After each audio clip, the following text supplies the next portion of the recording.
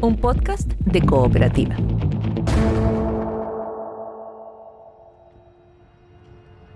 Los mundiales eran una cosa como que de otro mundo, porque era tal la capacidad de los participantes de los mundiales que era difícil conseguir algo. A mediados de los 50, el mundial era cosa de otro mundo, recuerda el capitán de la selección chilena de 1962, Sergio Navarro. Y como ya sabemos, poco y nada tenía Chile para albergar la Copa Jules Rimet, pero una vez inscrita la candidatura, el lobby fue intenso. Los llamados Tres Mosqueteros, Alvear, Dittborn y Pinto Durán, viajaron por todo el mundo y su trabajo rindió fruto. Aún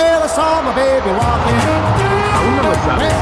Pronto empezará el loteo. El loteo integral de Plaza O'Higgins será un acontecimiento. Habrá lindas confecciones a precios asombrosos. Bristol, su sastrería. Victoria 23. Y hubo que viajar realmente muchísimo, pero al mismo tiempo también venían delegados y venían dirigentes de la FIFA a Chile a mirar qué lo quiere este país y cuáles eran las dificultades para llegar. Yo me acuerdo haber escuchado. Las gestiones de los mosqueteros consiguieron que Italia se abstuviera, neutralizando así un voto para la candidatura argentina. Carlos Dittborn se subió a un bus junto a un delegado de la Federación Vietnamita. Viajaron juntos a ver un partido de la selección de Portugal y en el camino lo convenció de dar su voto a Chile. Entre vodka y vodka, en el bar de un hotel, los mosqueteros lograron el voto de la Unión Soviética y con ellos la aprobación de otros países de la esfera comunista. Uno a uno se sumaban los apoyos, hasta el 10 de junio de 1956. La votación fue rápida y contundente, fruto del trabajo de los dirigentes que soñaban con un mundial al fin del mundo. Esa tarde, en el Palacio de Bellas Artes de Lisboa, Chile obtuvo 32 votos, Argentina 10. Hubo 14 abstenciones.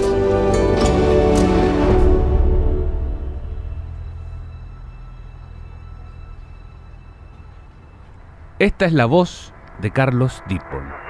Lo de 1956 en Lisboa pertenece ya a la historia. Y de la historia no tenemos que sacar nosotros nada más que enseñanzas. En Lisboa dijimos, en aquella memorable ocasión en que se nos fuera otorgada la Copa del Mundo, que nuestro país nada tenía para hacer la Copa del Mundo y que si lográbamos ese galardón de que se nos diese la sede, todo lo íbamos a tener. En esa frase de síntesis apretada, indicábamos en ese instante nuestra indigencia y manifestábamos también nuestra tenaz voluntad de transformar lo yermo que era nuestro país en deporte en un jardín florido.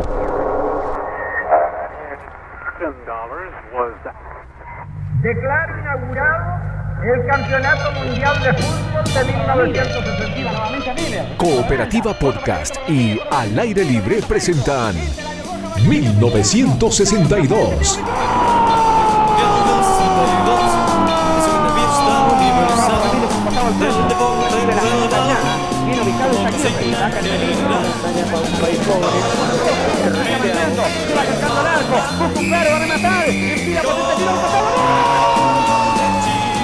...1962... cuando el mundo llegó a Chile. Colabora Centro de Estudios del Deporte.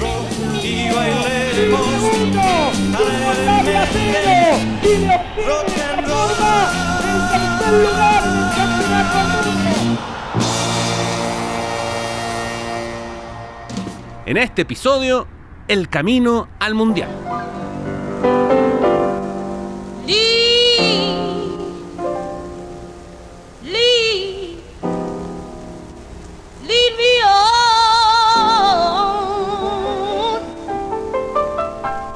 El año en que Chile obtuvo la sede del Mundial, una chica de 14 años lanzaba su primer disco, Canciones de Fe.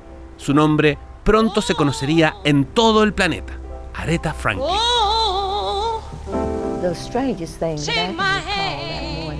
También en los Estados Unidos, ese año, por primera vez una joven afroamericana se matriculó en la Universidad de Alabama, en plena era de segregación racial. Pese a que masivas protestas derivaron en la expulsión de Oderin Lucy, el hecho se transformó en un hito de la lucha por los derechos civiles. En Chile, en febrero, el choque de 2 trenes frente a la estación ferroviaria de Cerrillos dejó más de 20 muertos y casi 200 heridos. Un mes más tarde se realizaría el primer vuelo directo entre Punta Arenas y Santiago. A mitad de año, Marlene Arens consiguió la medalla de plata en el lanzamiento de jabalina en los Juegos Olímpicos de Melbourne. You wouldn't suspect that this Chilean girl could throw the javelin, but she took home a silver medal. Todo eso ocurrió en 1956, el año en que el Congreso de la FIFA en Lisboa aprobó a Chile y dio el visto bueno para que organizara el Mundial de Fútbol de 1962. El sueño de Ernesto Alvear, Carlos Ditborn y Juan Pinto Durán comenzaba a materializarse. Uno de los recuerdos más presentes que tengo, entre otras cosas porque nos tocó ir a esperar a mi papá al aeropuerto cuando llegó desde Lisboa con este triunfo, digamos. Entonces fue muy impresionante la cantidad de gente, la cantidad de lienzos que habían y la instrucción del presidente de la República de colocar un radio patrulla al costado del avión y se bajaron tanto mi papá como Juan Pinto Durán y Ernesto Alvear y directamente fueron llevados a La Moneda, no alcanzaron a hacer ni siquiera el trámite de migraciones. Entonces, y mucho más tarde lo encontramos en la casa cuando lo fueron a dejar. Y ahí parte ya este cuento así como muy hecho realidad, vale decir, empecemos a trabajar por un mundial. Luego hay un periodo de tiempo que... El recuerdo es de Pablo Ditborn, hijo del dirigente Carlos Ditborn, uno de los artífices de la hazaña del 62. Pero la suerte también jugó un papel relevante, según Daniel Matamala, autor del libro El mito del mundial chileno. De hecho, un gran golpe de suerte que tuvo Chile es que justo horas antes de que se decida la sede del Mundial en Lisboa, en Argentina estalla una revuelta, un intento de golpe militar que intentaba devolver al general Perón al poder. Y cuando se vota en Lisboa, por lo tanto, Carlos Ditborn puede hacer un discurso en el que dice que Chile es confiable, que es un país política e institucionalmente estable, que existe el más amplio respeto para todos los credos, razas y visiones políticas, y contrastarlo así con el escenario de absoluta inestabilidad que había en Argentina, donde al momento de la votación de la sede ni siquiera se sabía cuál era el gobierno, no se sabía si los representantes del gobierno argentino que estaban allí todavía estaban en sus cargos o si este golpe de Estado había sido exitoso. Entonces, el Mundial del 62 ya tenía sede. Ese era el primer paso. Ahora, sin tener nada, había que hacerlo todo. Comenzaba el trabajo duro para hacer un buen papel como anfitriones, tanto dentro como fuera de la cancha. Corre el número 18, controla la pelota ahora, el 13 Weber, va avanzando Weber que está colocado prácticamente como centro delantero, cambia ahora con Potier, corre realmente el número 9, entra para disparar con Cascuti, la pelota queda picando, se arroja y la controla. La selección chilena venía de 2 muy buenos campeonatos sudamericanos, la actual Copa América. Terminó segunda en casa en 1955 y también segunda al año siguiente en Uruguay. Pero un cambio de técnico en La Roja por esos años motivó una verdadera rebelión del plantel, que terminó penúltima entre 7 equipos en el 57 y también quedó fuera del Mundial de Suecia, 58. Era momento de un cambio y las circunstancias lo impulsaron. Era la hora de Fernando Riera. Personalmente ni nadie creo que puede discutir la calidad de los dos jugadores. Fernando Riera llevaba varios años en Europa, primero como futbolista y desde 1954 como entrenador del Belenenses de Portugal, equipo con el que logró un segundo puesto y 2 terceros lugares. En 1957, los lusos se trasladaron hasta Brasil a disputar una serie de amistosos y entre medio, Riera aprovechó para viajar a Chile a visitar a su familia. El Comité Pro Mundial supo de esa visita relámpago y se reunió con Riera para ofrecerle el cargo de entrenador de La Roja. Hace 25 años, ante los micrófonos de Al Aire Libre, el expresidente de la Federación de Fútbol de Chile, Juan Goñi, recordaba de esta forma el inicio del proceso Riera. Se contrató a Fernando Riera, que era entrenador en Lisboa, y se le trajo a Chile y se hizo cargo de la preselección y después del equipo nacional. Se cultivó un equipo con todos los recursos que disponíamos. Se hizo una gira a Europa para conocer el fútbol europeo. Se recibió en Chile, a Rusia, a Hungría, a España, para conocer el fútbol aquí en Santiago. Y la preparación fue excelente. Fernando Riera es un maestro, entrenador, y eso no es fácil hacerlo. El entrenador aceptó, dando inicio a un plan de trabajo de 5 años que desembocaría en el Mundial del 62 con un plantel joven y bien acoplado.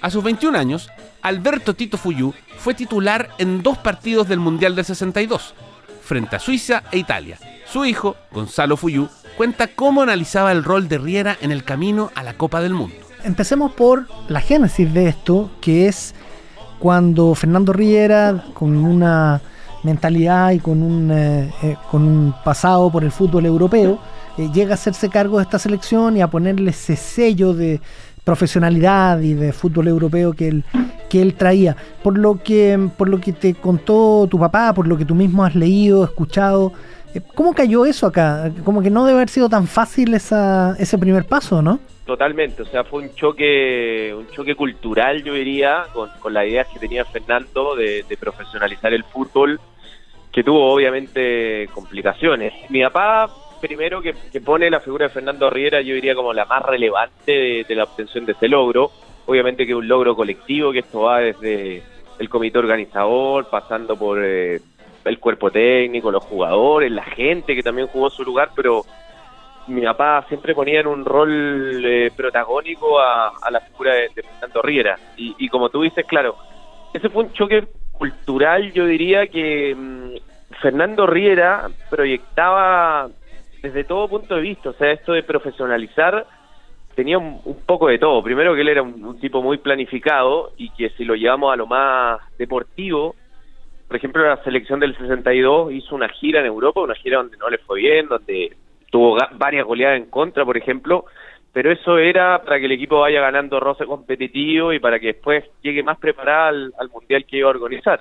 Y después en el día a día, claro, Fernando les pedía una exigencia de entrenamiento. Fernando Riera también quería que descansaran las horas que tenían que descansar, o sea que trataba de estar profesionalizando la actividad en todos los detalles. Mi papá, por ejemplo, me contaba una anécdota de algún momento en el que la selección del 62, cuando iba, por ejemplo, a comer a un restaurante, les separaban un salón y hacían básicamente lo que querían, ahí se comportaban como ellos querían, y Fernando fue de la idea de no, basta de esto, tenemos que comer donde come toda la gente, como un ciudadano común y corriente, y bueno, se tendrán que comportar todos de la manera en la que todas las personas se comporten en un salón común de un restaurante, así que no más salones privados para la selección del 62, así que claro, estaban todos los detalles y fue difícil, eso es lo que decía mi papá, pero él de todas formas le tenía siempre un respeto muy grande a Fernando Riera y creo que él lo fue convenciendo que ese era el camino.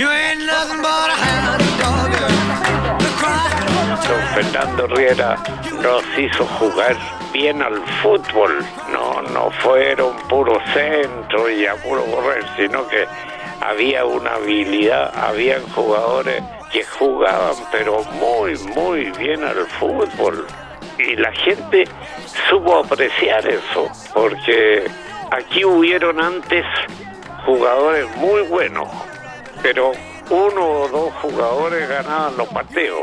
Fernando Riera convirtió al jugador chileno en un equipo.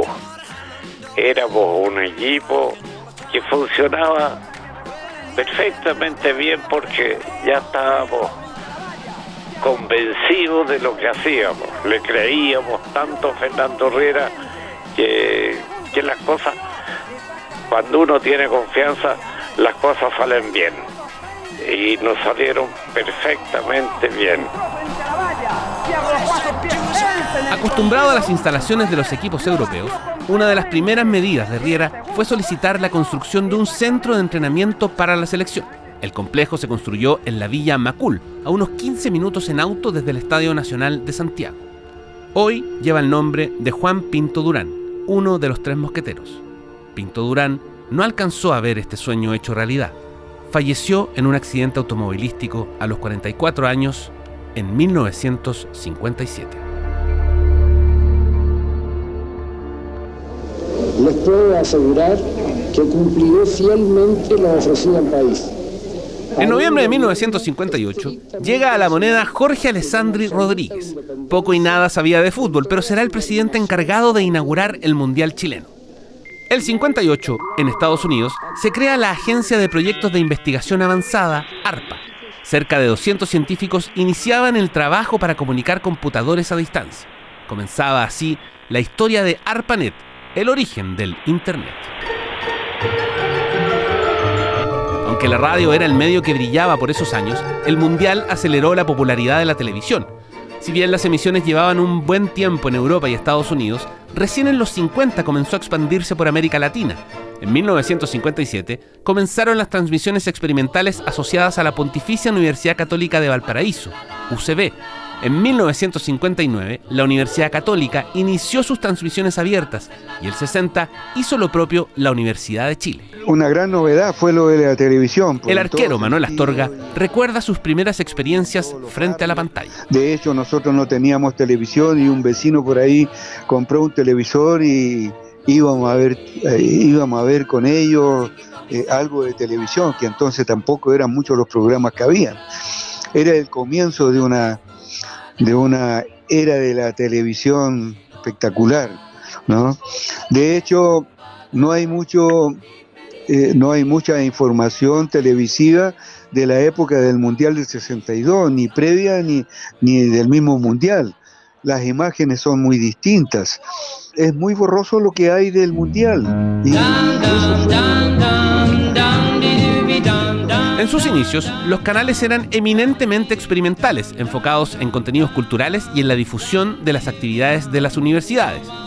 Pero el interés masivo por el Mundial ayudó a la venta de los aparatos, que pasaron de unos 5.000 en el 59 a unos 20.000 en todo Chile en 1962.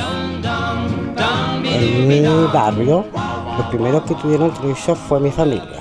Y para ello, todos los vecinos se juntaban a ver la televisión por algunos horarios. Y después se apagaba, se veía una hora, pero en ese minuto se empieza a comprar productos del Mundial del 62. Y claro, mi mamá nos compró un televisor Antú, unos chiquititos en blanco y negro. Y esa era nuestra entretención. No, lo escucharon por la radio y no teníamos tele.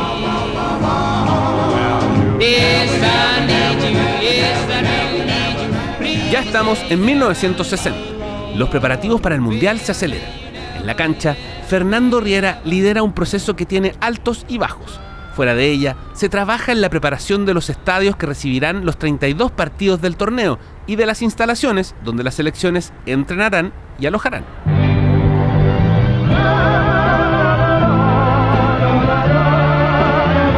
En Viña del Mar se realiza la primera edición del Festival de la Canción.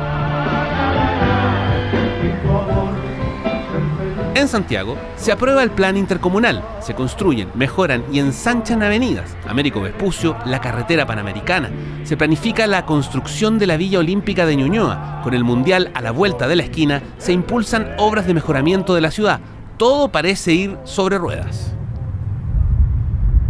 Eso hasta la tarde del 22 de mayo. A las 3 de la tarde con 11 minutos, un terremoto de 9,5 grados en la escala de Richter sacude al sur del país, el más grande del que se tenga registro. Su epicentro estuvo en las cercanías de Traiguén, se sintió entre Valparaíso y Aysén, provocó gran destrucción entre El Maule y Chiloé. El maremoto que lo siguió arrasó con la ciudad de Valdivia. Cuentan que una vez la tierra tembló. Cuando ocurre el terremoto del año 60, el gobierno decide quitarle los fondos al Mundial, decide renunciar. Y allí es cuando Carlos Dittborn toma la decisión de organizar el Mundial como sea y logra contactarse en Arica, donde había plata importante producto de la zona franca, en Viña del Mar, donde había plata importante producto del casino, y en Rancagua, donde consigue el apoyo de la Braden Company, que era la compañía norteamericana que explotaba el yacimiento del Teniente. Y con esos apoyos de Arica, de Viña del Mar y de Rancagua, más el Estadio Nacional que ya estaba en construcción, Dittborn arma este plan B para organizar un mundial en 4 sedes. Entonces, finalmente son esos apoyos que consigue Dittborn por fuera del gobierno los que le permiten sacar adelante este plan B, este plan de emergencia para poder realizar el Mundial. Y con eso tenía que bastar. Tras el terremoto, en una carta dirigida a la FIFA, el presidente Alessandri escribió: el Mundial, señores, se hace en Chile. Sí o sí. En el próximo capítulo de 1962. El día 30 de mayo, en que se va a inaugurar la Copa del Mundo desde Santiago de Chile, será una cadena nacional. El inesperado fallecimiento de Carlos Tito enlutó al deporte nacional y sus funerales fueron... A mí me resulta muy duro decir que el Mundial mató a mi papá, por así decirlo, pero me parece que con todo lo brutal que suena, está bastante cerca de la realidad. Bueno, amigos oyentes, todo listo, todo dispuesto ya. Se va a iniciar el encuentro que está colocado en Río Central de Chile, con los brazos en jarra. Fue 1962, cuando el mundo llegó a Chile. Una presentación de Cooperativa Podcast y Al Aire Libre. Colabora Centro de Estudios del Deporte. Cooperativapodcast.cl. Otra forma de escuchar.